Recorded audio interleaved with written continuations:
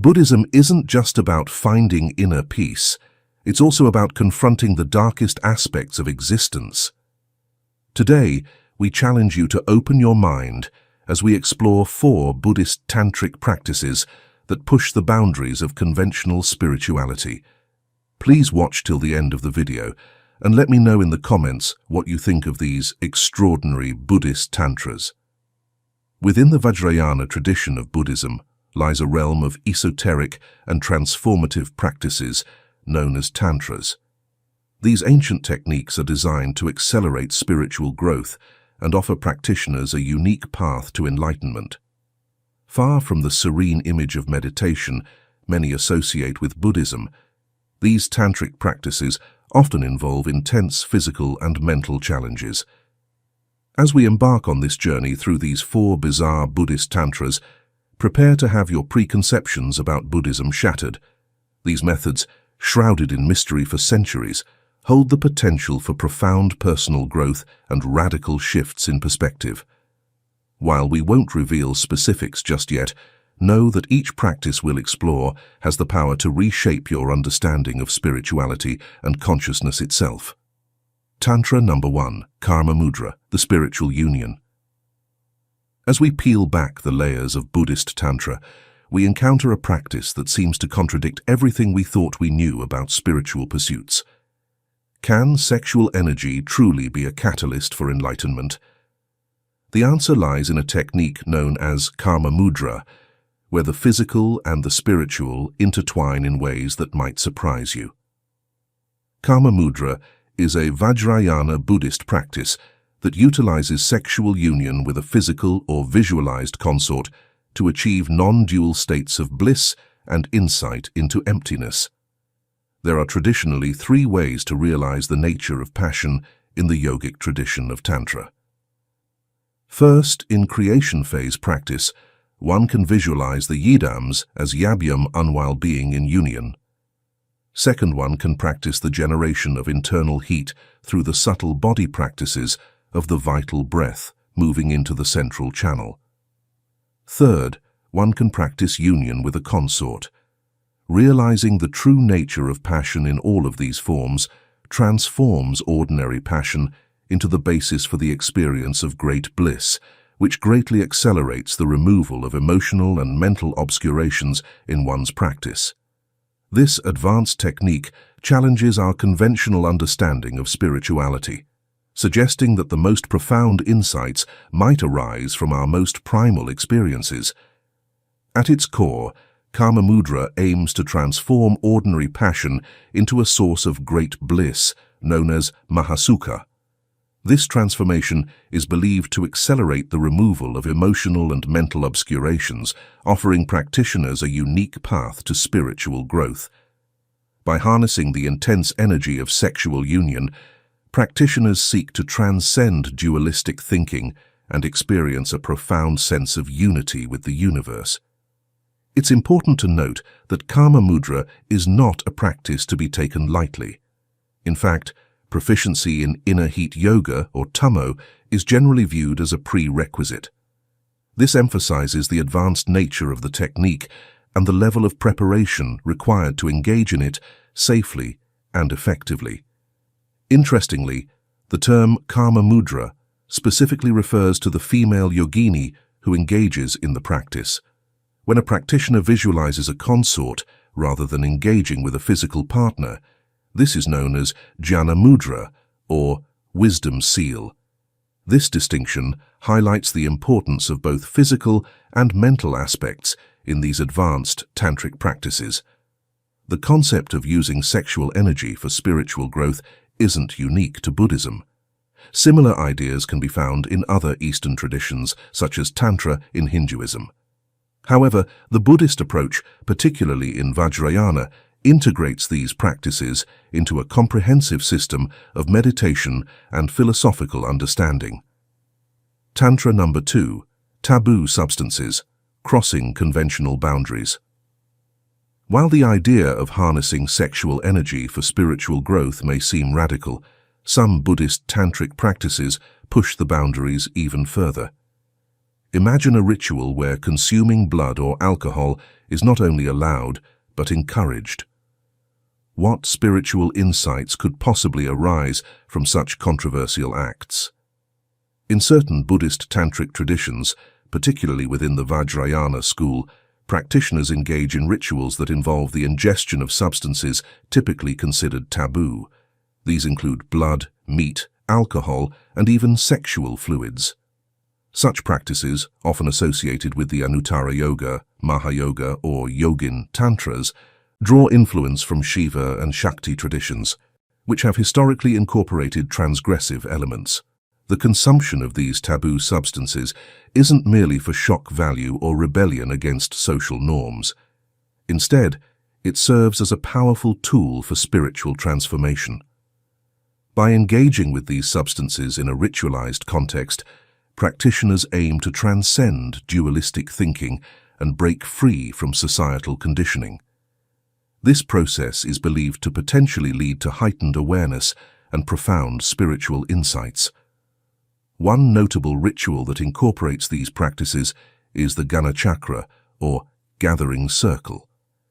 During this sacred feast, participants consume substances that would typically be forbidden in a spiritual context.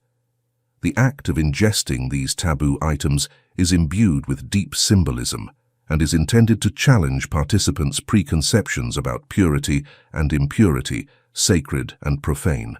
The philosophical underpinning of these practices is rooted in the Buddhist concept of non-duality. By engaging with substances typically considered impure or harmful, practitioners aim to realize the ultimate non-difference between seemingly opposite categories. This realization is thought to be a crucial step on the path to enlightenment, allowing individuals to move beyond limited, conditioned ways of perceiving reality. It's important to note that these practices are not undertaken lightly or without preparation. They are typically reserved for advanced practitioners who have undergone extensive training and have a solid foundation in Buddhist philosophy and meditation. The consumption of taboo substances in these contexts is always ritualized and imbued with spiritual significance, distinguishing it from ordinary intoxication or indulgence. Tantra number 3. Tantric feasts, rituals of transformation. Beyond the rigorous training and meditation, some Buddhist tantric practices involve rituals that seem to contradict traditional spiritual norms. Imagine a ceremony where participants consume foods typically forbidden in religious contexts. What spiritual revelations could possibly emerge from such seemingly contradictory practices? The answer lies in the Ganachakra, or gathering circle, a tantric feast that challenges our understanding of the sacred and profane. The Ganachakra is a multisensory experience that engages all aspects of human perception. Participants come together to chant sacred mantras, perform intricate hand gestures known as mudras, and immerse themselves in music and dance. This creates an atmosphere of heightened awareness, where the boundaries between the individual and the collective begin to blur. At the heart of the Ganachakra is the consumption of substances typically considered taboo in Buddhist practice. According to Buddhist scholars, participants consume foods such as meat, fish, and wine, which plays a significant role in the ritual's transformative nature. This act of consuming the forbidden is not mere indulgence, but a carefully orchestrated ritual designed to challenge participants' preconceptions about purity and impurity. The philosophical underpinning of this practice lies in the Buddhist concept of non-duality. By engaging with substances typically deemed impure or harmful within a sacred context, practitioners aim to transcend the limiting categories of good and bad, pure and impure. This dissolution of boundaries is believed to open the door to profound spiritual insights and accelerate the path to enlightenment. But the Ganachakra is more than just a feast for the senses. It serves as a powerful tool for community bonding and the exchange of esoteric knowledge. As noted by researchers, the ritual also serves as an occasion for the exchange of ritual lore and the worship of women, reinforcing community bonds and breaking down social barriers. In this sacred space, hierarchies dissolve, and participants find themselves on equal footing, united in their quest for spiritual growth. The altered state of consciousness achieved during these rituals is not an end in itself, but a means to gain deeper insights into the nature of reality. Practitioners report experiencing a profound sense of unity with the universe and their fellow participants, transcending the limitations of individual ego and accessing states of expanded awareness. Tantra number 4. Dream Yoga. Awakening in the unconscious. While waking consciousness offers profound insights, some Buddhist practitioners believe that true enlightenment lies in conquering the realm of sleep. What spiritual treasures might be unlocked if we could maintain awareness during our dreams? Enter the world of dream yoga, where the boundaries between waking and sleeping dissolve. Dream yoga, known as milam in Tibetan, is an advanced tantric practice that challenges our understanding of consciousness itself. This unique approach to spiritual growth involves maintaining awareness during dreams, allowing practitioners to engage in spiritual practices while asleep. It's a concept that might seem like science fiction, but for dedicated Buddhist practitioners, it's a powerful tool for exploring the nature of reality and accelerating their path to enlightenment. At the core of dream yoga is the idea that our dream state can be just as real and meaningful as our waking life. Practitioners learn to recognize when they're dreaming and then use that lucid state to engage in spiritual practices. This isn't just about having fun flying dreams or manifesting your wildest fantasies. Instead, it's about using the dream state as a laboratory for spiritual growth and self-understanding. The practice of dream yoga is deeply rooted in Buddhist philosophy, particularly the concept of the dream body. This subtle form of consciousness is believed to be closely related to the bardo body, experienced after death, and the vision body, used in advanced meditation practices. By working with the dream body, practitioners aim to gain insights that can be applied to their waking life and potentially even prepare for the experience of death and rebirth. One of the most intriguing aspects of dream yoga is its emphasis on direct experience over theoretical knowledge. While there are texts and teachings about the practice, true mastery comes from personal exploration under the guidance of a qualified teacher. This approach underscores the importance of experiential learning in Buddhist traditions, particularly when it comes to advanced tantric practices.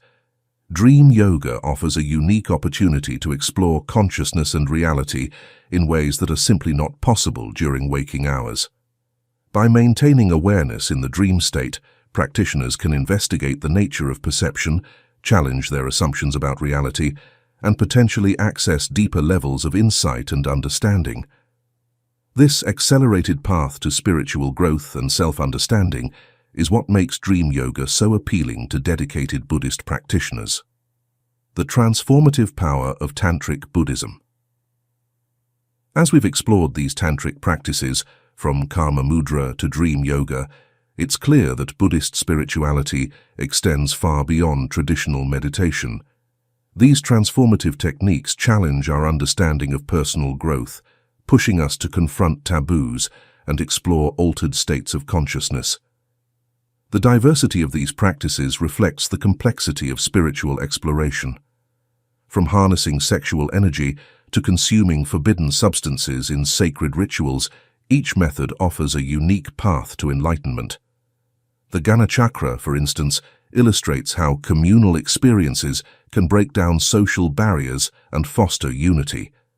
These practices encourage us to approach our spiritual journeys with open minds, ready to challenge conventional boundaries. They remind us that enlightenment isn't a one-size-fits-all concept, but a deeply personal experience that can be approached through various, sometimes unconventional paths. As we continue our exploration, let's embrace the idea that true spiritual growth often lies beyond our comfort zones. Thank you for watching, and please share your thoughts in the comments below. Until next time.